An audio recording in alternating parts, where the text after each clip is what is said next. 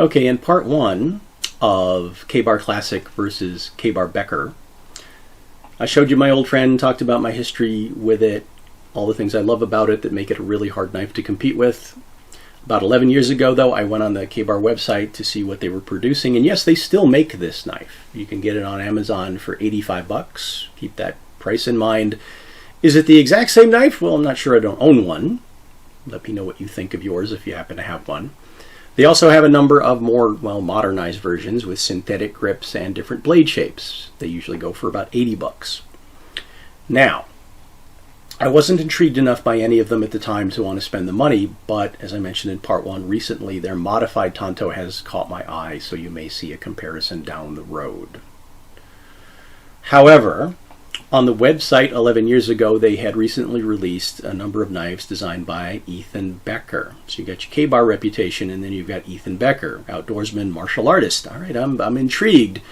But when you look at these side by side, I mean, they really look like they're made by completely different companies. The Beckers are overall stouter, more modern, minimalist, machete-like. Probably going to use that term a lot in describing them. What do they have in common with the Kabars other than, Kabar makes them? Well, the steel, 1095 Crowvan, that is hardened to a 56 to 58 Rockwell. It also has the classic Kabar 20-degree edge bevel, holds up really well. Otherwise, well, not much else. The finish on this generation of knives is basically a powder coating, and it's held up really well. It's not Parkerized, but this coating's held up really, really well for me, and it's quite attractive. Now, the newer versions of this may not have this coating, and that's a concern for me, and I'll explain why a little bit later. But if you can find an older version that has this, and the way you know you've got an older knife is the markings are stamped in.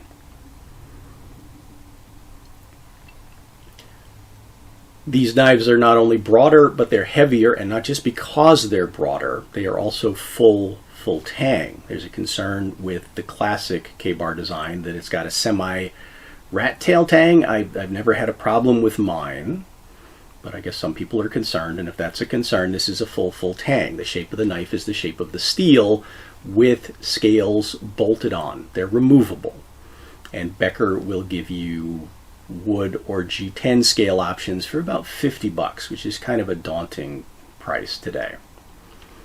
You can make your own. I probably will one day. I've also seen people take these off and wrap it in cord. Why would you want to do that? Well, the plastic scales that come on it, well, they're called Grivery. Recently, I've seen them called Ultramid. They're the same. They're ergonomic, reasonably comfortable, but they're kind of chunky and very smooth. Again, very, very machete-like. If you're going to use these knives in one of the ways that they're kind of designed to be used for like heavy woodcraft, you're going to do some chopping, batoning, things like that. Yeah, the thick grip is not bad, but for fine work, for me, yeah, it just doesn't fit the hand very well, but some versions of this knife compensate in other ways. Let's talk about this knife specifically. This is the BK7 Combat Utility, the first one I bought 11 years ago, and spoiler alert, it's my favorite so far. Why did I buy this one first? Well, blade length is roughly equivalent to my old friend, about 3/8 of an inch longer at 7 1/4 inches. Now, like I said, certainly beefier and broader.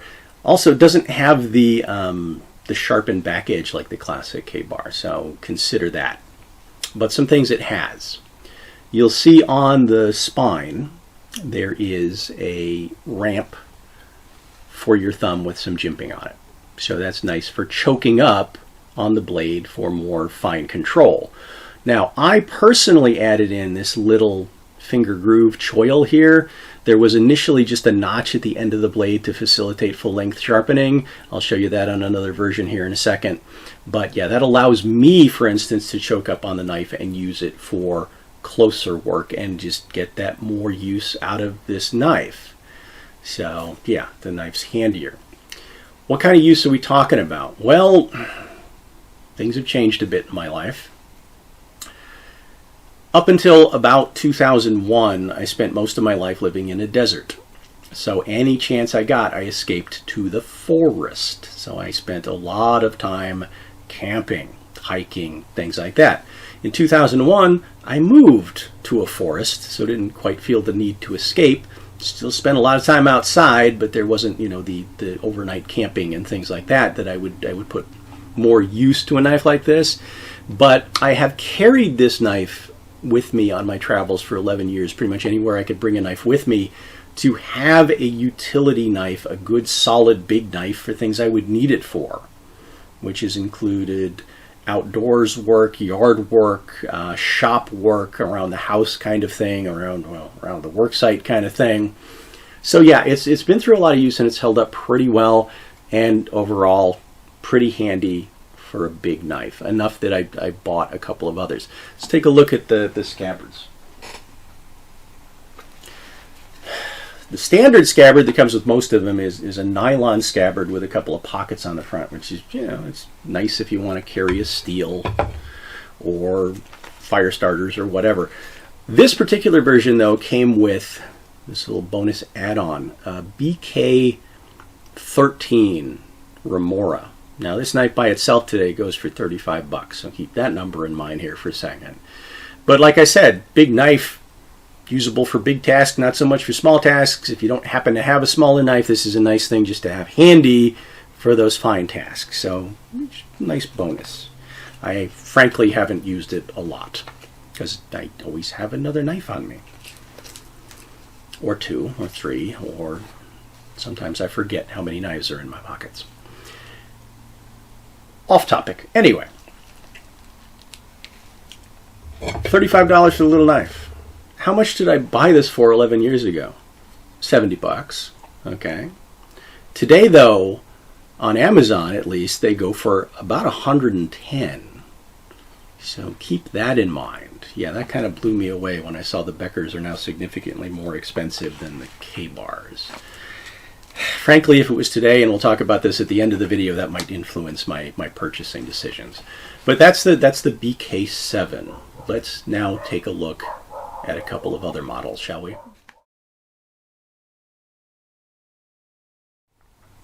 All right, BK7, BK9. The Combat Bowie, about 2 inches longer and about 1/4 of an inch wider in the blade. That makes this a very different knife, even though everything else is the same. Same steel, same powder coating, same general shape, same exact grips. They're interchangeable. Same sheath, except this one didn't come with a Remora knife, which was kind of sad. But yeah, you make this thing bigger and the purpose changes. It still has the same jimping ramp here for your thumb. You'll notice there is no finger choil. I didn't put one on for 2 reasons. One, the wider blade changes the reach. It doesn't make sense. So you'll see that original groove I was talking about, that notch at the end of the blade. But this is not my knife. This is my daughter's knife. She liked my BK7, but decided she wanted the biggest one for her collection. Now, we've kind of both put this to use. I borrowed it when purpose presents itself, because this knife is very, very machete-like, and that's really how it functions for brush clearing and branch chopping. And one of the things you're going to see on the powder coat finish is just a little bit of scuffing, but no significant damage. So this knife has taken a lot more hard outdoor use than its little brother, but it's held up phenomenally well for that purpose. But as a fine use or medium-sized knife, yeah, it really doesn't serve. This is an outdoor chopper, machete. And Becker does make some other variations of knives in this length that are really definitely designed for taking outdoors and doing some heavy woodcraft. So, let's go smaller.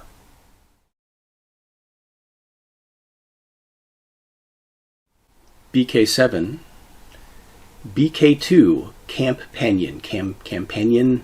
Yeah, I'm really not crazy about the name. Shorter. This is a 5.5 inch blade versus 7 1/4. You'll also notice it has a different shape. It's more of a classic drop point. It's a little bit more streamlined. It doesn't have the same little kind of finger guard tab here. That's been trimmed off, and also it has a straight spine. There isn't the jimping ramp on it. Now, being a smaller knife, you think this one would be handier for fine work. And no, it really isn't. Even though, well, everything else is the same as the other Becker series in terms of the steel and the hardness and the finish and the same exact grip scales, yeah, one thing is very different, and that is the thickness of the blade.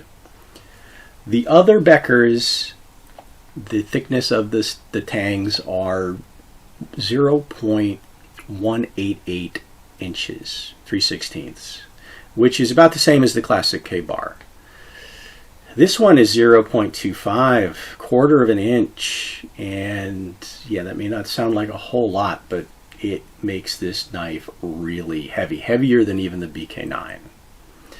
Feels really solid in the hand. Also, that extra thickness in the tang, even though these are the same grip scales, yeah, it makes for a fatter grip. This doesn't feel like a knife in your hand. I mentioned how the BK9 feels definitely more like a machete. This feels like a hatchet, and it kind of operates like that too. Because of that extra thickness, you don't get quite as fine an edge grind on it. So it really isn't very suitable for fine cutting work that you would think a knife this length would be useful for. But when it comes to chopping and splitting and prying and batoning, yeah, if you basically need a hatchet but don't want to carry something as big as a hatchet, you want to carry something the size of a knife, this is your tool. And that's exactly, in the last 10 years or so, what I've put it to. If I need to do some pretty heavy, splitty, choppy, batony kind of work, indoors, outdoors, wherever, shop, yard, this is the knife that I take out of the toolbox. So for that, it's really good. For fine work, not so much. And it's not necessarily just the edge bevel that makes it not keep such a fine edge.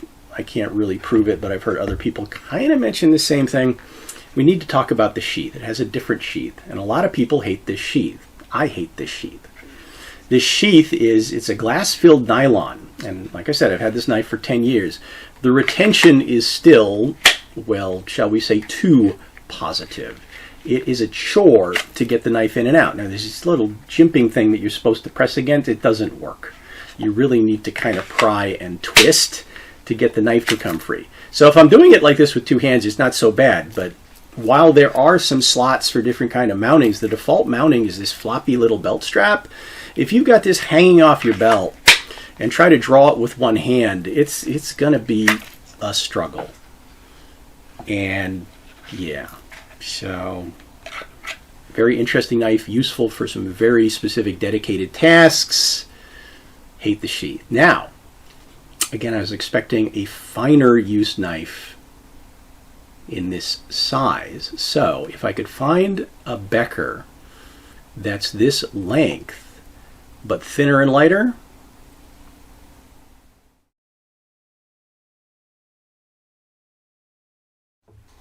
BK7, BK10 Crewman.